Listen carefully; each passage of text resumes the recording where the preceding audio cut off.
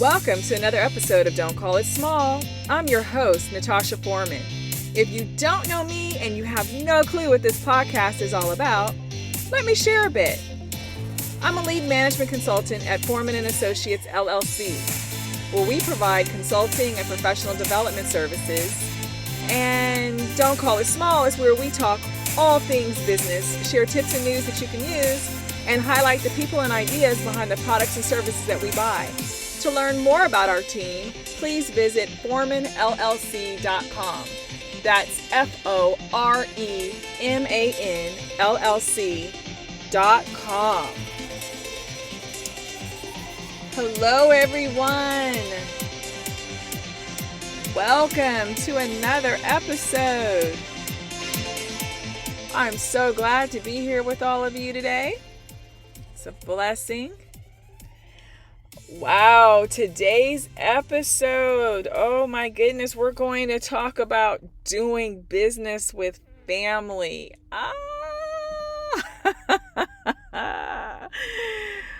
Oh, if you've done it, if you haven't, if you're thinking about it, get ready.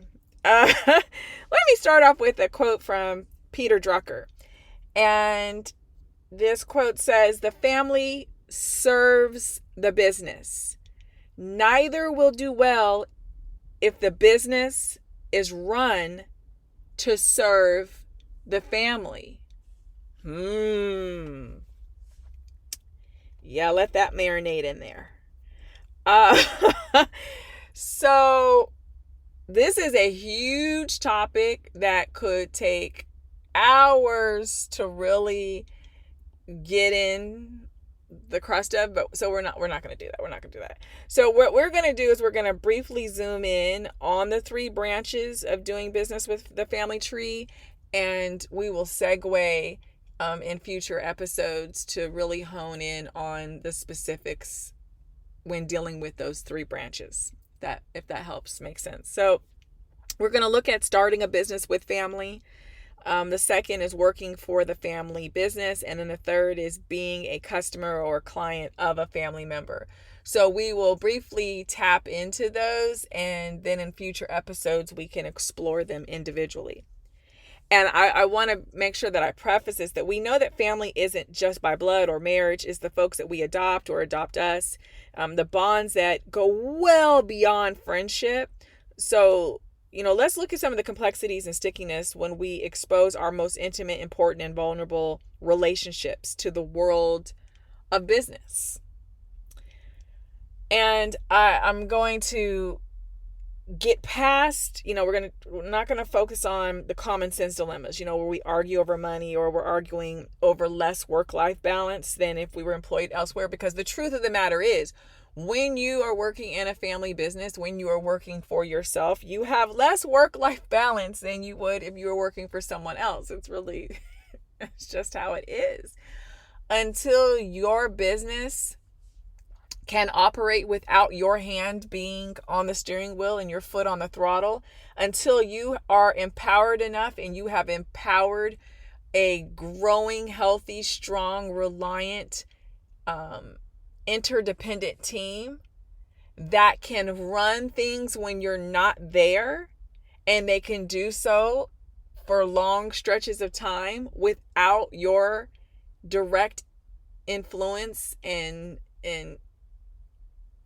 interference, or if you want to call it, then you will find that you are married and tightly connected to your business.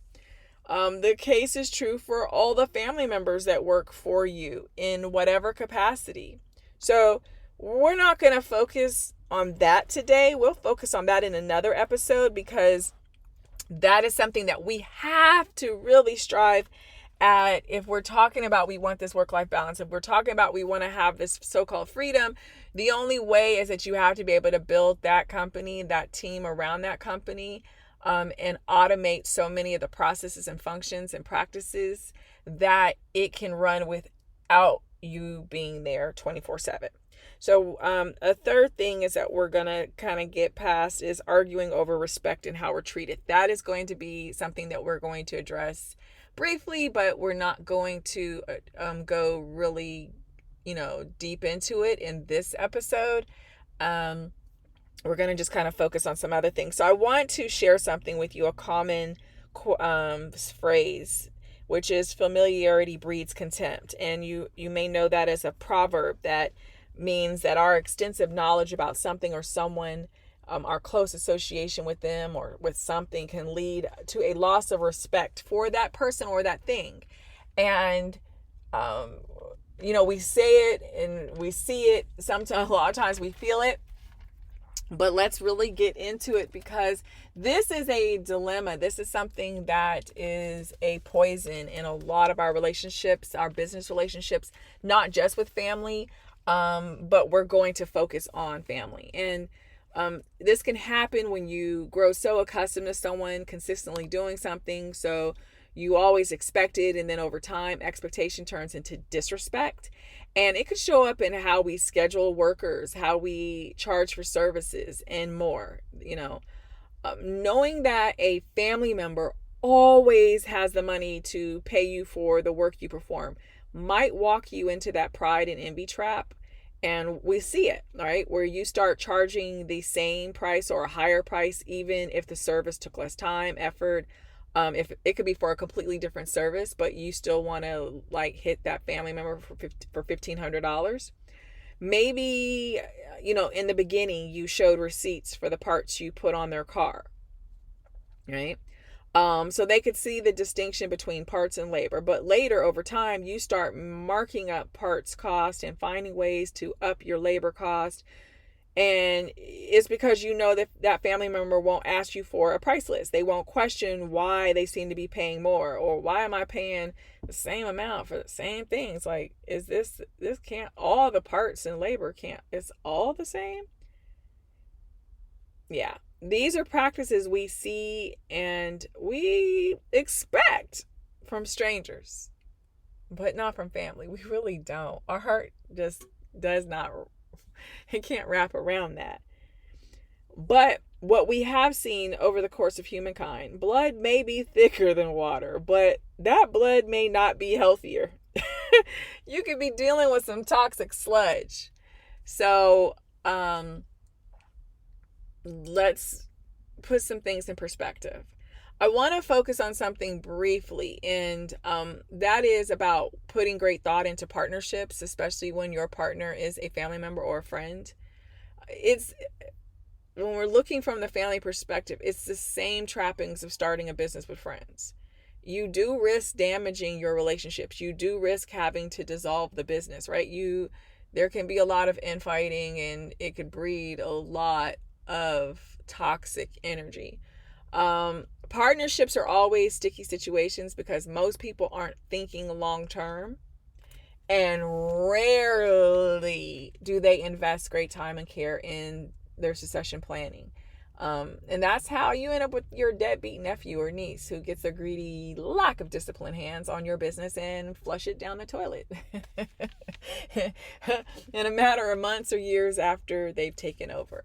So just be mindful of that. We will explore that in greater detail in another episode. Something that I do want to stress is that over communicating is really important when you are working with family. There has to be clear, open, and frequent communication on all levels, and it is regardless of title, seniority, tenure, whatever. With family, you can't be as tight-lipped as you are with strangers. You hire and expect to rotate through voluntary or involuntary turnover. You need to over communicate. So your transparency has to be more distinct and apparent, because you have to remember that these people live with you, or they'll be at the next family dinner, the picnic, barbecue, wedding, whatever. This is not someone that this is probably a one-time service and I'll see them later, or maybe whatever, or I'll see them around the way. No, you're gonna see these folks. So you have to make sure you're over communicating. It doesn't matter whether they are working for you, they're working with you, or they are your client. Over communicate. Just be crystal clear. And then I've shared this before, but it's really important when dealing with family, is setting clear boundaries. So that means we're setting boundaries in how we engage in the workplace, but also when you're at home, try not to talk shop, right? Try to limit that business talk during your family dinners and gatherings. You start to wear your hats in the wrong environments, and what happens is you're never turned off. And you can also create a lot of confusion depending on the environment you're in. So that means also trying to leave your personal family issues out of the workplace. I always tell people to switch hats, and then you got to check yourself when you slip up. And not everyone's good at that. And I know years ago, I tried, running a business with a then boyfriend, and he could never switch hats. It was always personal, right? So it was personal in the business front. It was, and then, then in our personal lives, he would be bringing the work stuff, and then he would be making the business stuff personal, like as though everything was a defense and attack. It was offensive, defensive, and it was just so strenuous. And I was like, oh my goodness, I don't think I ever want to do this again. I never want to, go in business with, a person I'm in an intimate relationship with. So you have to be mindful of that. You have to have those set boundaries, the clear communication, over communicating. And as I mentioned earlier, the succession plan, what happens to the business if you retire, you're incapacitated, or you pass away before you have that chance to hop on a shuttle to see the planets and all that good stuff, whatever's on your bucket list. So, is the company being sold to an outsider? Is someone else in the family going to take over? Is a close family friend taking over? Will the company just go belly up and shut its doors? I mean, what is the plan? You need to make sure that that's clearly outlined, articulated, and it's in writing. I do strongly recommend that you get legal and financial advice from professionals, not from Uncle Leroy or Cousin Boo Boo. Seriously, get legal and financial advice from professionals who specialize in or have a strong foothold in this space. Just because Uncle Leroy, has been burned a few times dealing with family, does not mean that he understands all of the legal nuances and all the financial implications that you have to put into place. So I just want to make sure that that's cool. Don't turn around and say, well, my Uncle Jeffro said, no. If Jeffro is not a lawyer, is not a financial consultant, advisor, whatever, a CPA, don't. I'm warning you, because people do it, and then I sit back and I'm like, aye. So I'll share some other tips and suggestions in another episode, but I strongly recommend that you do that. Really, really, really strongly recommend. Now, I mentioned earlier being the customer of a family member and selling products and services to family members. And I really want to explore this.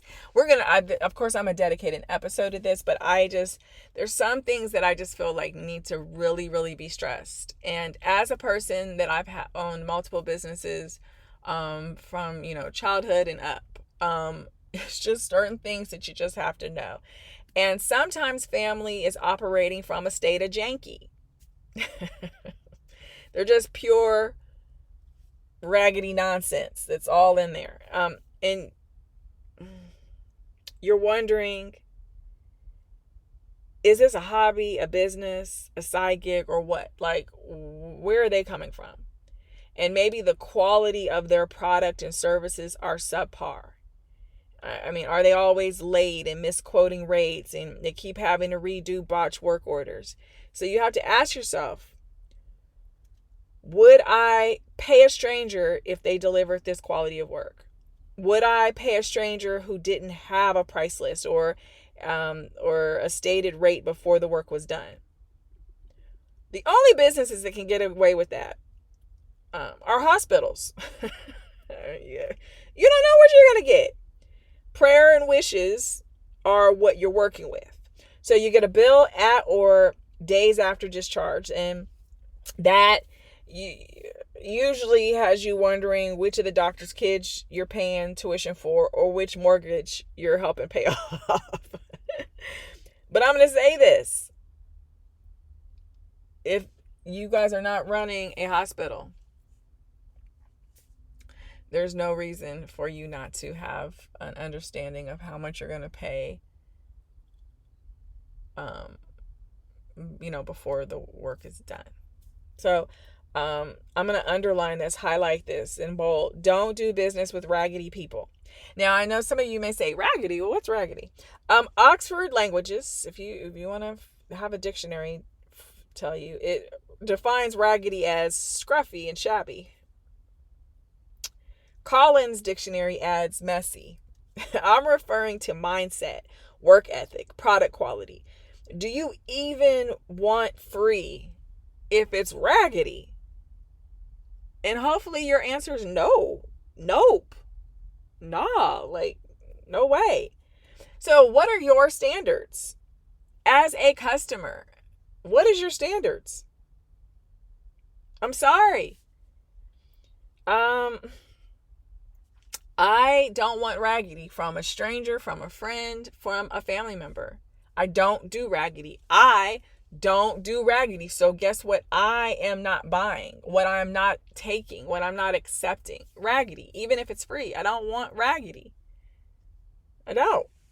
I may not even re-gift it or donate it. I may just toss raggedy in the trash. It's like someone that makes this really an awful cook, but they always want to cook. I'm not going to eat your nasty food. Thank you. No, thank you.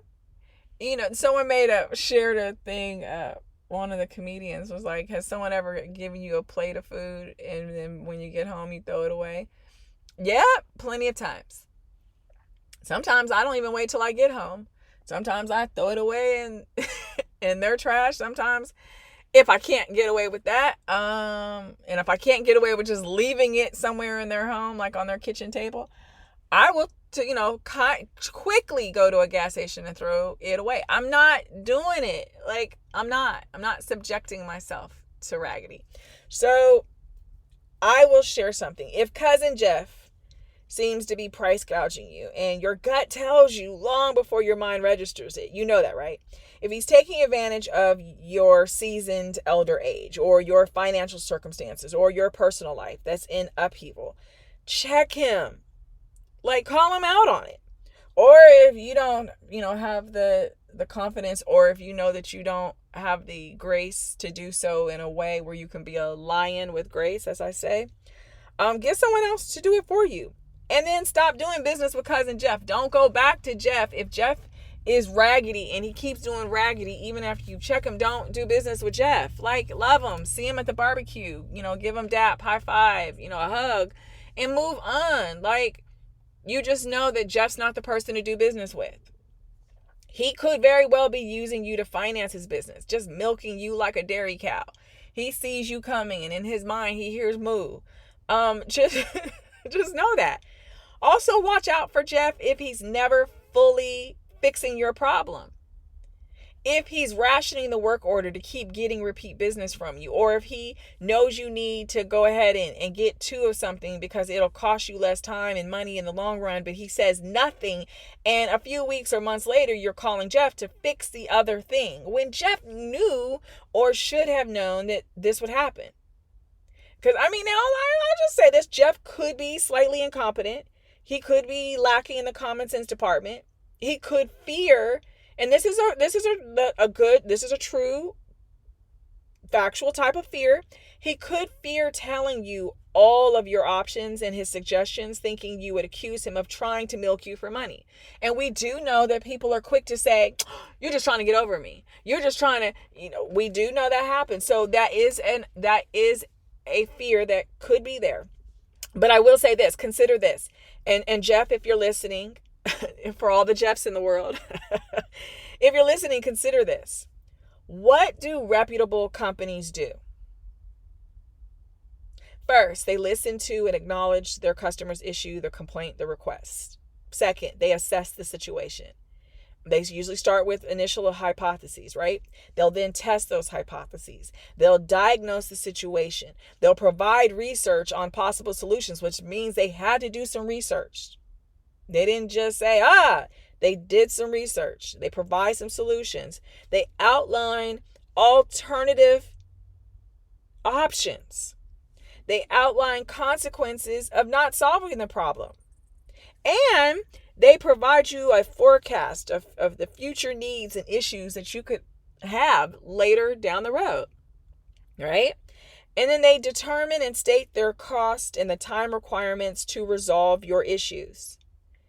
They present this to the customer, giving them the choice to choose whichever option they desire, want, can afford, etc.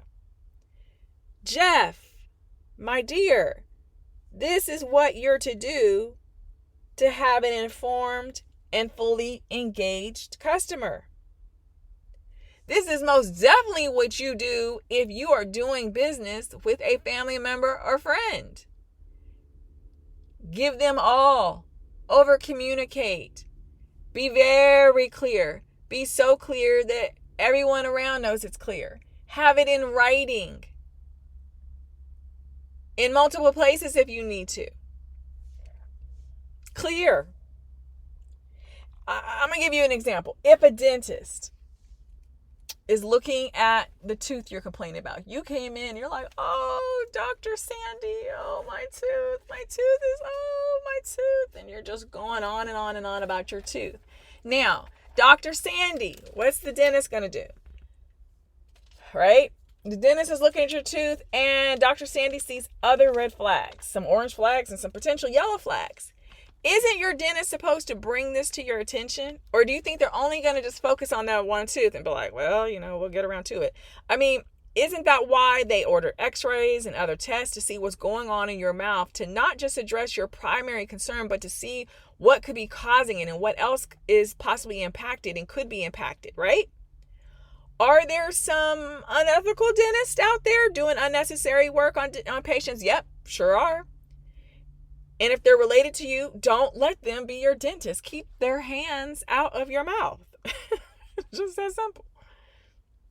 Just like Jeff can't be my handyman. He can't be my mechanic or painter, contractor, landscaper, paint and body specialist, accountant, or anything else for me. Because whether Jeff treats all of his customers this way or just family, he's not putting the customer above his greed, his pride, ego, or whatever that's convinced him to be shady and shisty in his business dealings. It could be his fear, right? He could be fearing losing something, his business, his house, his car. And so because of it, he is now being an unethical business person or an unethical person, period. Okay, that's great. But Jeff can't be the person that does business with me. Maybe Jeff needs to take business classes. Maybe he needs mentoring or coaching. Maybe. Suggest that to Jeff. And while he's getting the help he needs, take your money and business elsewhere. Just because we're family doesn't mean we should or will do business together. I have family members that I will never, ever, ever, ever, ever pay to do work for me. I love them, but we're not about to go there. We're just not. And maybe we could barter. And for some of them, that's a strong maybe. Just like I wouldn't dare waste an iota of time offering my consulting services to some of my family members. Now, maybe some of them could pay for professional development products that Foreman Associates offers, but something hands-on and engaging? Nope. I'm not volunteering for that headache. Why? Because just like your best buddy, you know your family. You know their quirks, their nuances, their annoying ways, their hustle stories. I can't believe they're that ignorant stories. And it's not that people can't change for the better. It's not that. It's that you better have proof before you start investing that they've changed for the better. Because if not, family gatherings are going to have more spice and kick than Aunt Kay's Cajun wings she brings to the summer barbecue. That's why not all family members are the best, good, or even okay job candidates. Hooking them up may feel like you were just baited and thrown to the dogs. Which also means that Jeff may also not be the problem, or not solely. So let's look at it from a different way. If Jeff is being constantly bombarded by family and friends wanting to hook up, which let's translate that. That translates to a seriously deep, almost laughable discount, or wanting it for free, or wanting some sort of trade, possibly unspoken at the beginning of negotiations, and then quickly thrown in an attempt to sway things in, their favor. So maybe Jeff is charging a markup to cover the cost of having to go pick up the parts, or just having to endure you talking to him like you're the mechanic, and him biting his tongue when he wants to say, he wants to say, well, since you know so much, then why don't you do it? That's what Jeff wants to say. That's what most of your mechanics want to say when you start telling them how to fix your car. When you start telling your contractor how to build your house. Like, they want to tell you, well, then since you know so much, why don't you do it? Now, all of these things can be a possibility, but I'll still say this, Jeff, if you have a travel fee or delivery fee or whatever you want to label it, state these fees up front in writing. I mean, we're in the 2000s, Jeff. Come on now. This is the 2020s. You can text, email, you can write it down. You can snap a photo of what you wrote down. You can send it to cousin Sandy, to cousin Jackie. And I get it. I get it if you're not actually running a business, right? If you're not running an actual business, you're not trying to start one. I get it. You're like, why would I go through? Why do I need to do all this? I don't need to have all these papers and stuff and invoices and receipts and everything. And I'll say this, no. If you're not in a business, no, you shouldn't have all these forms and functions of a business. But if you are, then you better. If you're freelancing or doing gig work, you better. You better do it. But Jeff or Kim or Malcolm, right? If the hobbyist, if you're doing this just because you can, because you're looking out for kinfolk, okay, you get a pass on having a full or partial business setup. But that doesn't mean you aren't supposed to be professional, ethical, honest, reliable. If you're willing to give family subpar, mediocre work, is that what you're delivering to folks you don't know? Or is it that familiarity is breeding an overload of contempt? In a future episode, we'll talk more about working with family as the employer and as the employee. We're going to go, of course, delve more into our customer relationships when our customers are our family members, when we are the customer of a family member. But I just wanted to tap into this to kind of get your minds and your hearts flowing in the right direction. Now, of course, with every episode, we love to do some business shout outs. So I want to shout out 3 businesses, 3 professionals. And the first is Latitude Studio Company. You can find them on Instagram at Latitude Studios CO. Latitude Studios CO. And then with their website, it is latitude studios.com. And then let's see. There we go. And so I want to be able to share that because I'm like, wait a minute, I wrote down studio, but it's studios, Latitude Studios. So I'm gonna give it clear what they do. They repurpose shipping containers. Amazing work, amazing. Designing creative spaces for you so that you can just be able to go in and just embrace the energy and essence of this space. I mean, pool houses and offices and yoga and workout studios and so much more. Like whatever your mind can imagine, they can be able to repurpose a shipping container and make it happen. They're located in the Minneapolis-St. Paul area of Minnesota. Please check them out on Instagram, Latitude Studios CO. Latitude Studios CO. And all of this information, as we do for every episode, will be provided in the podcast description as well as on our blog and social media. Our second professional that we like to shout out is Irina Popov-Singh. She's in Montville, New Jersey. And what is so cool is she transforms outdated furniture into something special. And it is special.